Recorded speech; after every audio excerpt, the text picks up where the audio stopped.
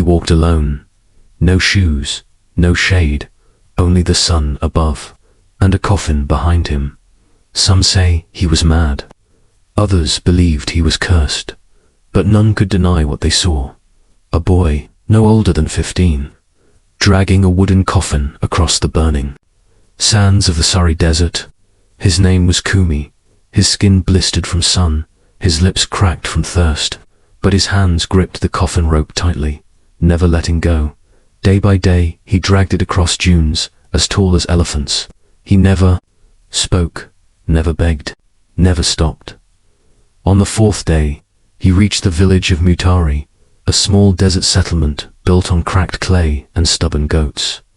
The villagers gathered, eyes wide. Whose coffin is that boy? Kumi looked up and simply said, I was told to deliver it. That night, the village elders summoned him. Where are you going? They asked. Kum, I replied, to the place where silence waits. An old woman shuddered. That is across the dunes of lost names. No one comes back from there. Then I must be the first, he whispered. Fear turned to panic. That night, villagers tried to burn the coffin while Kumi slept, but the flames refused to catch instead. The coffin glowed faintly, humming like a quiet drumbeat, and Kumi woke, eyes wide, voice cold. It is not wood. It remembers. Before the cocks crowed, Kumi was gone, dragging the coffin alone across red sand. The wind picked up, carrying whispers, and in his ears, a voice only he could hear. Do not stop, not until the final gate. On the 7th night, as the moon carved light into the dunes, Kumi collapsed. His hands were bleeding, his feet torn. He dreamt of a woman in white, floating above the sand. You carry more than wood, boy, she whispered. Do you even know what lies inside? He woke, gasping. But in his hand was a single white feather at sunrise. He reached a hidden oasis, palm trees and shallow water in the middle of nowhere. A girl appeared, maybe 16. Zaya, I've seen you in my dreams, she said.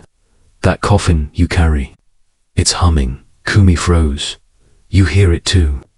That night, they sat in silence. Then, the coffin began to whisper. Not in words, but memories. Kumi saw flashes. A boy tied in ropes, a burning hut, a scream that never ended. I know who's inside now, he said. Zaya whispered, so do I. A sudden storm ripped through the desert. Wind screamed, sand slashed like knives. The coffin nearly flew away, but Kumi held it, bleeding. Zaya screamed into the storm. Let him finish. He must take it there. And then, the storm stopped. That night, they stared at the stars. I remember the scream, Kumi said. It was my brother. I left him.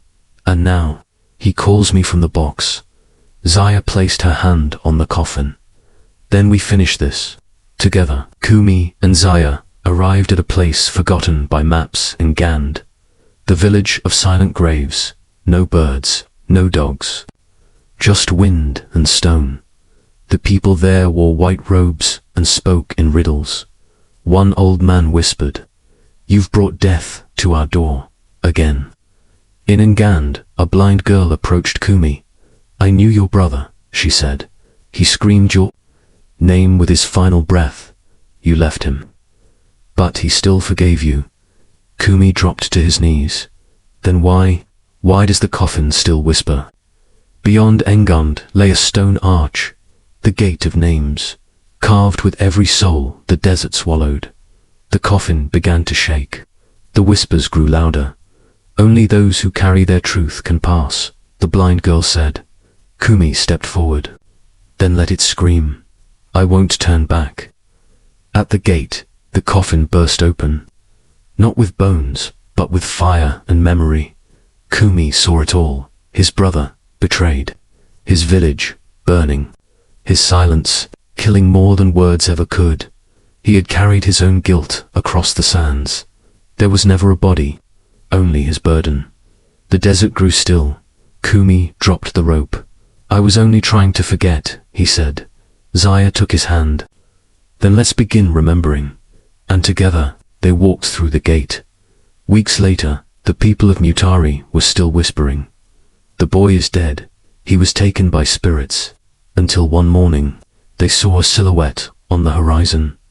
Kumi was coming home, but this time, the rope dragged nothing. Zaya walked into the elder's hut without bowing. The coffin is gone, she said. But the truth remains. The old woman trembled. Then you both lived. Zaya nodded. Because we stopped running. On the outskirts of the village, under an old baobab tree, Kumi built a grave. No body, no coffin, just a mound. And a carved stone, it read, I remember you. One evening, the children gathered around Kumi. Why did you carry a coffin with no one in it? Kumi smiled. Because sometimes, what weighs you down, lives inside you. And they listened, wide-eyed. Kumi planted a tree where he once dragged the coffin. And from that seed, something grew. A school, a gathering place, a symbol people came not to forget, but to remember. And the boy who once walked alone, never walked alone again. Some carry grief until it becomes a grave, but others carry it until it becomes a garden.